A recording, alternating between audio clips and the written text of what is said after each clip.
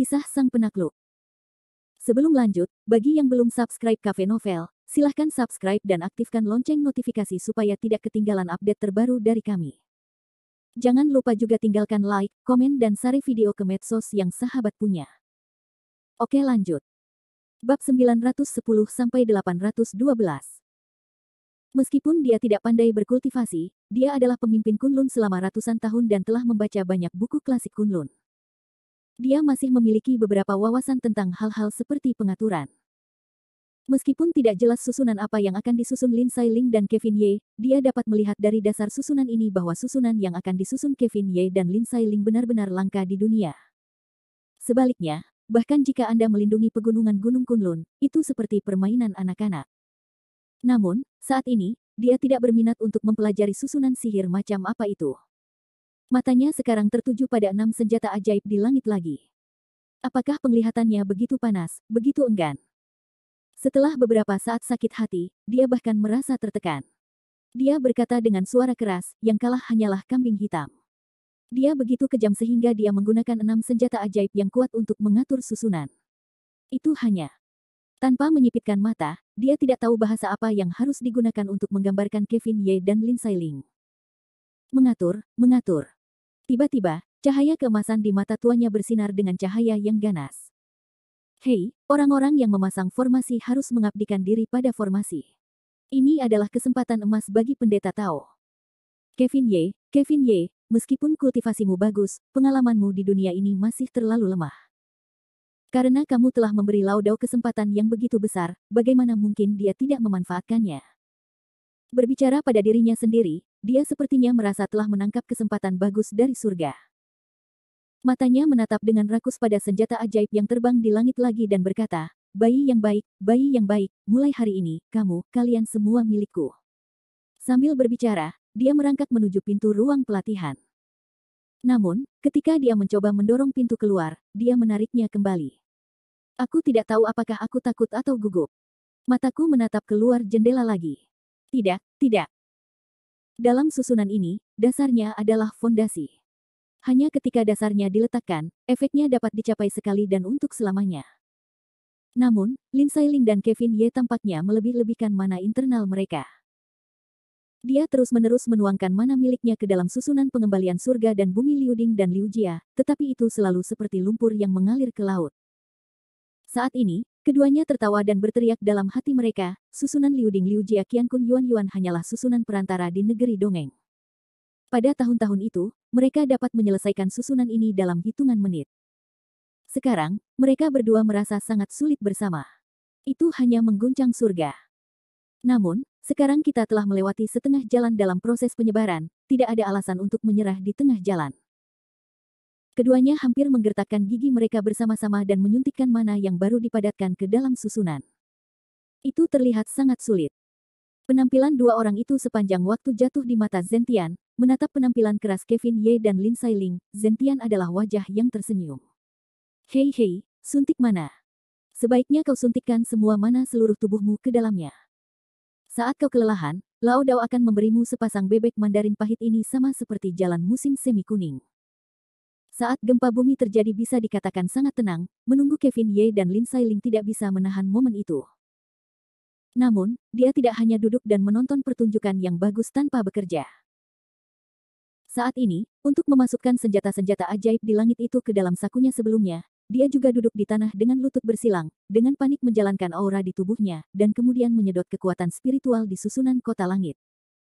Bagaimanapun, ada batas jumlah aura yang dapat dikumpulkan oleh susunan pengumpul roh 5 elemen, yang dibalik oleh Yin dan Yang.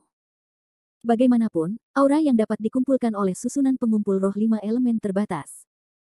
Bagaimanapun, Yan Zentian menyerap 1 poin lagi, dan Kevin Ye dan Lin Sailing di bawah secara alami kehilangan 1 poin. Saat ini, Kevin Ye dan Lin Sailing merasakan napas mereka lebih dan semakin cepat, perasaan seperti itu adalah kekuatan yang sebenarnya. Sialan, bagaimana aura di kota langit bisa begitu langka? Kevin Ye berpikir diam-diam di dalam hatinya. Segera, dia membuka celah di antara kedua alisnya. Mata langit mulai berputar, dan matanya menyapu ke arah lantai 3 kota langit.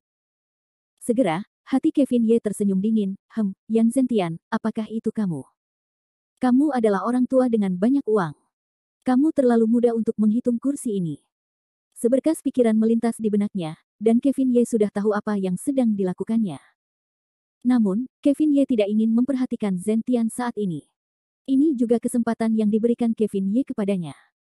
Jika dia masih keras kepala, maka Kevin Ye akan melakukan sesuatu padanya. Pada saat itu, Kevin Ye dan Zhen Tian tidak akan lagi memiliki hubungan kemitraan. Kevin Ye akan semakin memilikinya saat itu. Sambil menggertakkan giginya, Kevin Ye mendengus dingin dan mulai memobilisasi aura kacau di ladang ramuan.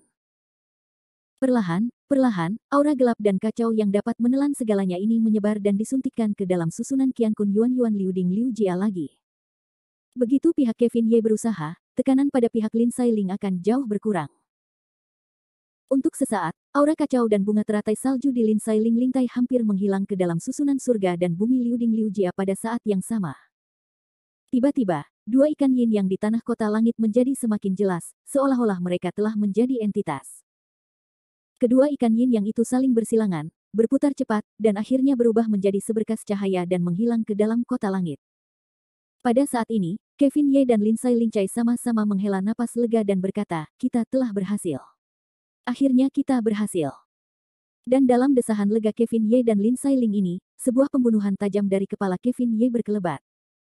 Meskipun tidak ada senjata, ujung jari tua itu berubah menjadi cahaya pedang, yang menusuk jiwa kosong Kevin Ye dari atas ke bawah.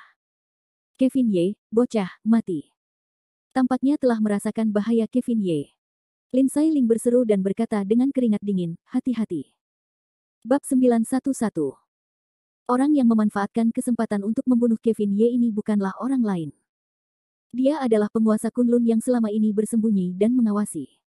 Harus dikatakan bahwa dia adalah karakter sejati Xiao Xiong. Waktu tembakannya tidak ambigu, tegas dan ganas, dan itu adalah gerakan yang mematikan. Pada saat yang sama, baik waktu maupun target serangannya sangat akurat. Ini adalah momen kritis tidak langsung bagi Kevin Ye dan Lin Sailing untuk menyiapkan formasi. Pangkalan untuk kembalinya alam semesta ke formasi telah selesai, dan Kevin Ye dan Lin Sailing telah menghabiskan terlalu banyak mana untuk ini. Ini adalah waktu yang paling kosong bagi mereka. Selain itu, menyerang Kevin Ye juga dapat mencapai tujuan untuk mengenai target. Bagaimanapun, Yan Zentian telah melihat Kevin Ye melakukannya, dan dia dapat menghentikan kekuatan sihir dari dua master tingkat atas Tianyuan pada saat yang sama. Pemuda ini hanya dapat menggambarkannya sebagai teror. Jadi jika Anda ingin mendapatkan 6 senjata ajaib itu dari mereka berdua, Anda harus membunuh Kevin Ye terlebih dahulu. Adapun Lin Sailing, lebih baik membunuhnya. Jika dia tidak bisa membunuhnya, dia paling-paling tidak bisa melarikan diri. Kupikir begitu aku kembali ke Gunung Kunlun dengan 6 senjata ajaib yang tak tertandingi, bahkan jika Lin Sailing mengejarnya lagi, itu akan sia-sia. Sangat disayangkan bahwa orang yang ditemuinya adalah Kevin Ye, abadi pertama di 9 alam kuno. Meskipun Kevin Ye tidak memiliki tindakan di permukaan, selama dia berada di kota langit selama sehari, Kevin Ye akan menjaganya selama sehari. Bagaimanapun, dia adalah ahli 6 perampokan guntur di Tianyuan. Jika dia bermain keras, tidak ada yang bisa mengendalikannya di seluruh kota langit kecuali Kevin Ye. Dengan senyum tipis, dia menatap wajah pucat di langit, dan Kevin Ye berkata, haha, apakah itu Kou Zhangjiao? Tetapi pada saat gempa bumi tidak dapat ditipu, mengabaikan Kevin Ye sepenuhnya, pasti akan melakukan pukulan harus mengenai. Jari-jarinya mengembun menjadi roh pedang dan langsung menuju lintai Kevin Ye. Jika roh pedang menusuk Kevin Ye, dia akan memiliki kemampuan untuk membelah Kevin Ye menjadi dua. Namun, Kevin Ye tetap bersikap acuh tak acuh dan masih siap untuk bergerak dari atas ke bawah. Di mata Zentian, Kevin Ye berpura-pura tenang. Faktanya, dia tidak memiliki perlawanan. Semakin bilah jarinya mendekati Kevin Ye, dia merasa bahwa keenam senjata ajaib itu semakin dekat dengannya. Perasaan gembira mengalir di seluruh tubuhnya, yang membuatnya merasakan kekuatannya yang tak terbatas. Namun, tepat saat pedang jari Zentian mendekati Kevin Ye, sesuatu yang aneh terjadi. Terkejut, langit adalah sinar matahari yang menyinari matanya. Kemudian saya melihat cahaya bersinar di kedalaman platform Kevin Ye. Kemudian, sebuah bola transparan menghalangi serangan Zentian. Dia terkejut dan berseru, senjata ajaib, mustahil, bagaimana mungkin kamu masih memiliki senjata ajaib? Dia tidak menyangka bahwa Kevin Ye masih memiliki senjata ajaib di tubuhnya setelah dia mengeluarkan 6 senjata ajaib yang tak tertandingi. Namun, dia bertekad untuk membunuh saat ini, dan dia tidak akan pernah berhenti. Dia mencibir dan berkata, bahkan jika ada senjata ajaib, aku tidak akan mempercayainya. Benda mati masih dapat menghalangiku. Dia berkata, bunuh. Tiba-tiba, pedang di ujung tangannya membesar dan menusuk manik-manik kacau di kepala Kevin Ye. Saat ini, tampaknya dia ingin menyerang senjata ajaib pelindung tubuh di kepala Kevin Ye, dan kemudian membunuh Kevin Ye. Dalam hal ini, Kevin Ye hanya mencibir dan berkata, kamu benar-benar seorang Taois yang keras kepala. Manik-manik kacau Kevin Ye adalah salah satu dari 3 harta spiritual bawaan di negeri dongeng. Itu sangat kuat baik dalam pertahanan maupun dalam serangan. Bahkan jika manik kekacauan saat ini belum pulih ke masa kejayaannya, itu bukanlah sesuatu yang dapat dilawan oleh manusia biasa. Namun, bagi Zentian, pembunuh Kevin Ye yang sebenarnya bukanlah manik kekacauan di dahinya, tetapi mata ketiga di alisnya. Manik kekacauan hanyalah mata yang digunakan untuk menyilaukan langit. Pada saat yang sama, mereka dapat menahan serangan dari langit. Tianmu Kevin Ye lah yang benar-benar menyebabkan kerusakan fatal pada langit. Ketika pedang di ujung jarinya mengenai manik-manik kekacauan Kevin Ye, matanya yang mengerikan tiba-tiba mekar, dan cahaya ganas muncul dalam amarahnya. Dia terkejut dan berseru, mata surga, tidak baik. Seluruh tubuhnya terkena mata Kevin Ye, dan dia merasa menggigil dan takut di sekujur tubuhnya. Pada saat gempa bumi, jika Anda ingin menarik tangan Anda, saya khawatir itu akan sangat sulit. Kekuatan Tianmu Kevin Ye bukanlah hal yang luar biasa. Saat itu, di sungai di luar kota langit, Kevin Ye menggunakan tangan ini untuk mencairkan kekuatan sihir roh jahat yang tersembunyi di tubuh Markus Ye selama 20 tahun.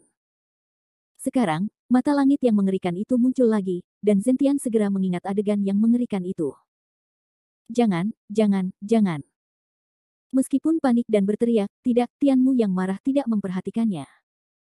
Pada saat langit berguncang, tubuh tua itu diawasi oleh Tianmu, tergantung di udara. Mata yang ganas itu menatap ke depan dan ke belakang pada tubuhnya. Dia hanya merasakan bahwa seluruh kekuatan sihir dan vitalitas tubuhnya mulai mengalir pergi. Itu menakutkan, tetapi dia tidak memiliki kekuatan untuk menangkis. Dia hanya bisa dengan putus asa memohon belas kasihan, Ye Jushi, hentikan. Aku salah. Aku tahu itu salah.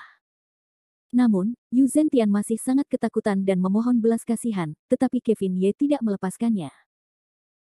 Pada saat ini, Kevin Ye seperti iblis, dan berkata dengan mencibir, apakah kamu tahu bahwa kamu salah? Kamu tahu sudah terlambat.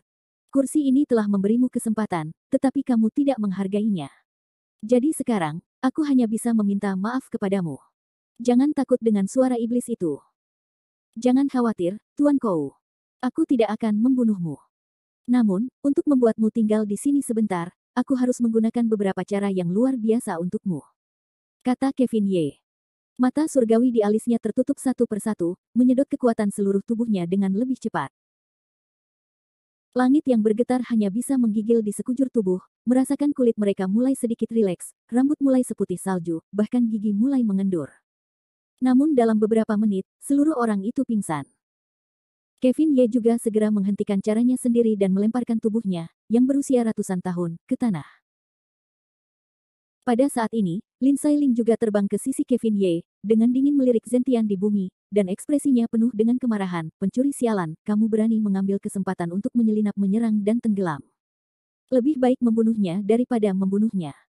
Jelas, Lin Sailing memiliki kebencian yang dalam terhadap Zentian. Bagaimanapun, serangan tiba-tiba orang ini hampir menyebabkan cedera pada Kevin Ye. Bagaimana mungkin Lin Sailing tidak membencinya? Kevin Ye tersenyum jahat dan berkata, tarian kupu-kupu, pendeta Tao ini adalah pemimpin sekte Tao di dunia, dan tidak mudah untuk mengatakan bahwa kamu dapat membunuh mereka. Selain itu, pendeta Tao tua itu masih berguna di tanganku. Dia tidak bisa mati sekarang. Sambil berbicara dengan lembut, Kevin Ye mengangkat tangannya dan melesat langsung ke langit dengan bantuan kekuatan sihir yang baru saja dia hisap dari langit, dan berteriak, guntur dan api, teratai, bendera angin dan awan, mengumpulkan spanduk pemanggil jiwa yang abadi, gong dan genderang, segel Suantian, 7 harta api, awan dan hu, pedang Kaisar Suan Yuan, jangan kembali ke posisimu dengan cepat. Seketika, Kevin Ye memberi perintah, dan 6 keping Lingbao yang berkeliaran di langit segera jatuh sesuai dengan posisi Liu Ding Liu Jia, dan jatuh di setiap sudut kota langit. Tiba-tiba, di Villa Kevin Ye, Kota Langit, 6 sinar cahaya melesat ke langit, dan kemudian untuk sementara waktu mereka menjadi tidak terlihat dan diselimuti di Kota Langit. Sampai sekarang, susunan pelindung Kota Langit, Liuding Liujia surga dan bumi kembali ke susunan Yuan telah selesai, dan Kevin Ye dan Lin Sailing aman dan sehat. Hanya langit yang mengguncang bumi yang tidak sadarkan diri. Ini benar-benar disebut mencuri ayam dan tidak makan nasi. Jika dia tahu ini, dia tidak akan melakukan hal bodoh seperti itu bahkan jika dia menyesalinya. Bab 912. Langit tiba-tiba muncul, ratusan kilometer jauhnya dari kota langit laut, Maoshan kini menyambut hari baru yang cerah. Di kaki gunung Maoshan, sosok ungu yang megah tampak tiba-tiba muncul. Gaun panjang brokat gadis-gadis muda, meskipun agak kuno, adalah negeri dongeng, yang membuat orang-orang di masa lalu melihatnya. Pada saat ini, gadis berbaju ungu di kaki Maoshan bukan siapa-siapa lagi. Dia adalah rubah ekor 9. Dengan misi Kevin Ye, rubah kecil itu tidak berani menunda. Dia sedang dalam perjalanan menuju Maoshan. Baru di kaki Maoshan dia menundukkan kepala awan dan mendaki jalan pegunungan. Sekolah Maoshan bukan hanya sekte Tao, tetapi juga tempat lahirnya Taoisme di dunia. Sekolah ini memiliki sejarah panjang dan dapat dianggap sebagai objek wisata. Meskipun langit redup dan cerah, dari kaki gunung Maoshan, ada aliran wisatawan, pejalan kaki, dan pedagang yang tak ada habisnya di kedua sisi jalan pegunungan, yang dapat dikatakan sebagai gemuruh orang. Dengan senyum seperti matahari di wajahnya, rubah kecil itu berjalan ke atas gunung, tetapi saat ini, para pejalan kaki di kedua sisi jalan gunung, terutama para pria, selalu menatapnya dengan agresif.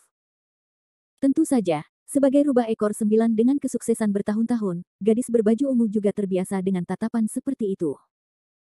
Tidak tahan dengan senyum Jiao Didi, gadis berbaju ungu itu berjalan sampai ke lereng bukit. Tetapi tidak jauh dari sana, jalan gunung yang awalnya terjal ditarik oleh garis kuning. Banyak wisatawan berhenti di luar garis kuning. Semua orang melihat ke dalam dengan cemas, dan dari waktu ke waktu, ada ledakan teriakan dan sumpah serapah. Made, tempat wisata macam apa ini?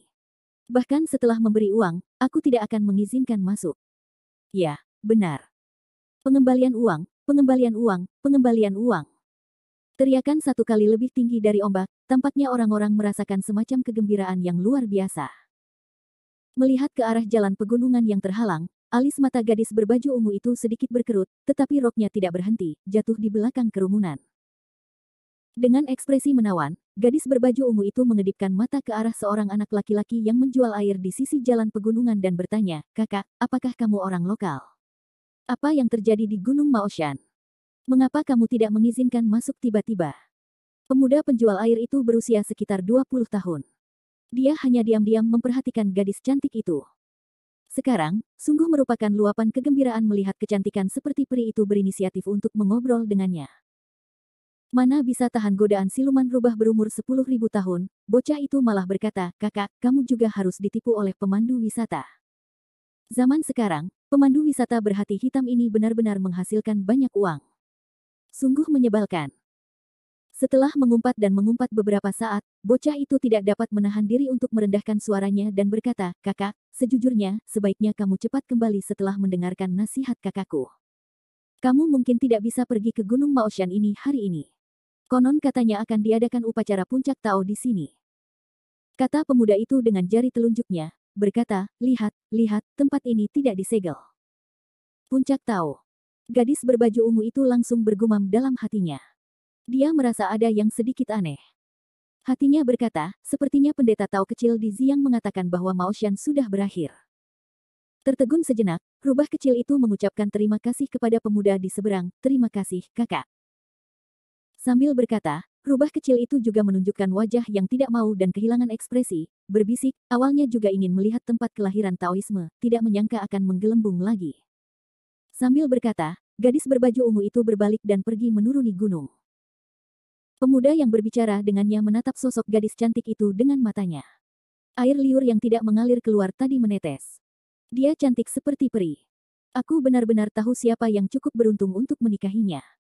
Jika kau bisa tidur dengannya semalam, bahkan jika itu sepadan dengan 10 tahun hidupmu, itu sepadan. Di hadapan kecantikan roh rubah berusia 10.000 tahun ini, hanya sedikit pria yang bisa mengendalikannya. Di jalan pegunungan, bukan hanya anak laki-laki yang baru saja menjual air yang memperhatikan gadis berbaju ungu. Ada dua pria besar bersembunyi dalam kegelapan di tepi hutan, mengamati gerakan gadis itu. Salah satu dari dua orang itu pendek dan gemuk dengan janggut besar, dan yang lainnya kurus dan kering, seperti tiang bambu. Kedua orang itu menatap sosok anggun gadis berbaju ungu, meneteskan air liur. "Halo, pria gemuk, apakah kau melihat gadis dengan rok ungu itu? Kau bisa memberitahuku, Made, aku sudah lama mengikutinya." Gadis kecil ini putih dan cantik, dengan bagian depan cembung dan bagian belakang melengkung. Dia yang terbaik di dunia. Ini pertama kalinya aku melihat makhluk yang luar biasa seperti itu di dunia selama bertahun-tahun. Hei, pria gemuk, jangan lihat dirimu, kau pencuri. Cewek ini cantik banget, jauh lebih cantik dari cewek centil itu. Dan yang paling penting, cewek itu bukan dari kelompok itu, tapi dia terlihat seperti manusia, mungkin itu adalah tipe wanita cantik berkulit putih dalam legenda, uang dan seks. Hei, aku suka yang ini. Sambil bergumam, lelaki kurus seperti bambu itu bergumam di mulut si gendut dan berkata, "Si gendut, kau terus ikuti gadis ini, aku akan kembali dan memberi tahu bos. Mungkin jika dilakukan sendiri, kita akan berhasil." Si gendut menepuk dadanya dan berkata, "Baiklah, silakan, dan aku akan mengambil gadis itu." Sambil berkata, si gendut menatap mata gadis ungu itu menjadi ambigu dan buah merah naik. Dan hati terus-menerus berkata, "Ye, hei, gadis cantik, kurasa kau tidak beruntung hari ini. Sepertinya akan menyenangkan malam ini." Tidak seorang pun pernah mengira bahwa ada sarang bandit di Maoshan, tempat kelahiran Taoisme. Tetapi lebih tepatnya, itu tidak disebut sarang bandit. Itu hanya sekelompok pengganggu pariwisata yang menduduki puncak gunung. Mereka mencari nafkah dengan menghisap wisatawan yang ditinggalkan sendirian oleh pemerasan. Baik Maoshan maupun Departemen Administrasi setempat telah menyerang dan mengekspos mereka berkali-kali, tetapi ini tampaknya tidak berguna, atau latar belakang mereka masih sedikit kuat. Cukup kuat untuk menjadi bagian dari bencana. Adapun pria gemuk yang mengikutinya, kultivasi gadis berbaju ungu secara alami menyadarinya, tetapi pihak lain hanyalah manusia biasa, jadi gadis berbaju ungu tidak terlalu memperhatikannya. Meskipun jalan utama Maoshan diblokir, rubah kecil itu tidak bermaksud untuk turun gunung. Sebaliknya, ia berjalan menuruni gunung selama puluhan langkah dan kemudian berbelok ke hutan di jalan gunung. Pada saat ini, pria gemuk di belakang gadis berbaju ungu sedang terburu-buru. Namun, ia tertawa gembira, gadis cantik, ada jalan menuju surga. Jika kau tidak pergi, neraka tidak punya jalan, kau dapat memilih sendiri. Karena kau telah memilih jalan gunung tanpa nama ini, jangan salahkan saudaraku atas kekejamanku." Sambil bersenandung, pria gemuk itu menoleh dan mengikuti rubah kecil itu ke dalam hutan lebat.